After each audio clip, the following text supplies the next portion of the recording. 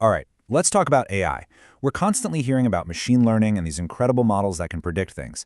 But what happens when you're dealing with something so critical, like, say, a global supply chain, that you just can't afford to guess? Today, we are looking at a totally different way of thinking about risk management. It's one that's built on certainty, not on chance. So let's get into it. This right here, this sentence, just cuts straight to the point. It sets up this huge difference for anyone who has to make really high-stakes decisions. Are you going to rely on a system that gives you a probability, basically a very educated guess, or do you need one that gives you a verifiable, repeatable calculation? That's the big idea we're going to unpack. The biggest problem here really comes down to trust. A lot of modern AI tools feel like a black box, right? They're running in the cloud, they're learning, they're adapting, but you can't always see how they're thinking. And when a hurricane is bearing down on a major port, you don't need a 78% chance of impact. You need a clear, yes, this is a problem, or no, you're in the clear. And this slide just lays it all out, side by side. On one hand, you've got your typical probabilistic tools. They guess, the logic is kind of murky, and your data's off somewhere in the cloud. But on the other side, you have the Hardstop approach. It calculates. Every single step can be audited, and it's local first, which means your data stays right there with you. It's really the difference between looking at a blurry photo versus a crystal clear technical blueprint. Okay, so what's the answer to all this? Well, meet Hardstop. And look, it's not trying to be one of those do-everything AIs. It's a highly specialized risk engine. It was built from the ground up for supply chain teams who are just drowning in information from a dozen different places, and they need a way to find that one crucial signal in all of the noise. Let's just take a second and break this definition down because every word here really matters. First is deterministic. That means the same input will always, and I mean always, give you the exact same output. It's watching real-world sources, it's filtering out all the junk, and, this part is key, it connects a public event to your specific network. The end result? Alerts you can actually do something about, and, just as important, alerts you can stand behind.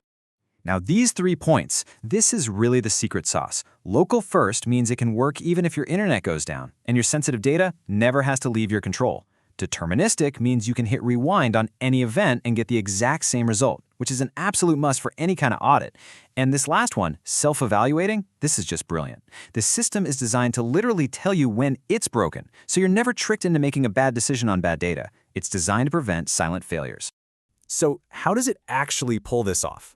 How does it take this fire hose of raw data and turn it into a clean, actionable alert? Let's walk through the whole workflow, step by step. It's really a beautiful 4-step process. First, it just monitors all the sources you've told it to. Think government alerts, news feeds, you name it.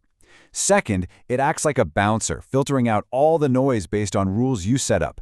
This is huge for avoiding that constant alert fatigue. Third, it does the magic linking step, connecting, say, a weather alert directly to the shipping lanes you use that go through that exact area. And finally, it generates a clear, scored brief. It's like a funnel that turns total chaos into simple clarity.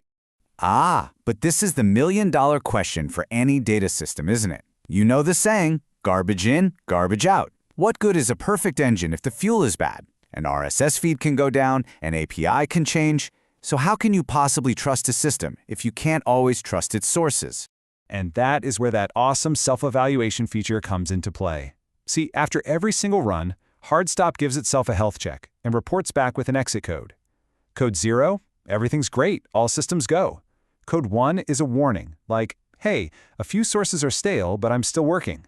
But code 2, that means something is fundamentally broken, and the system essentially stops itself to keep you from using bad data. It is literally designed to fail loudly. This isn't just a random collection of features. It's a whole philosophy. The choice to make this tool deterministic and self-evaluating, that's a very deliberate design choice. It's one that's rooted in decades of industrial engineering theory. It's really all about building a resilient system from the very first line of code. To really get this philosophy, you have to look at the world of manufacturing, and specifically at something called the Andon Cord. In a Toyota factory, any worker on the line can pull this cord and stop the entire assembly line if they see a problem. The whole idea is that it is so much better to stop everything and fix a small problem now rather than letting a faulty product get all the way to the end. And that is exactly what Hardstop is. It's an automated Andon Cord, but for your data. When it finds a critical issue, like a broken data source, that exit code 2 we talked about, it pulls the cord. It stops the line. It makes sure that a data defect doesn't make it downstream and turn into a really bad business decision. So, we've gone through the why and the how, but what does this all lead to? At the end of the day, what does the person using this actually get? The result is something that's incredibly valuable, a defensible alert. Instead of getting some vague, paragraph-long warning, you get something clean and structured like this. Every alert has its own unique ID, a clear score for its impact, and it points to a very specific asset in your network. A plant, a shipping lane.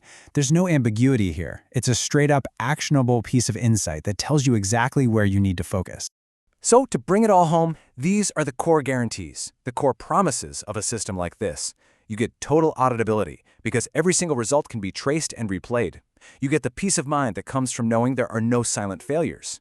And because of those first two, you get defensible decisions. You have a clean, logical record that explains exactly why you took the action you did. And that brings us right back to where we started. For the critical systems that keep our world running, where the stakes are just unbelievably high, the question isn't just about what our technology can do. It's about what it should do. And that leaves us with this final thought. When you absolutely, positively cannot afford to be wrong, is a guess, no matter how sophisticated it is, ever really good enough?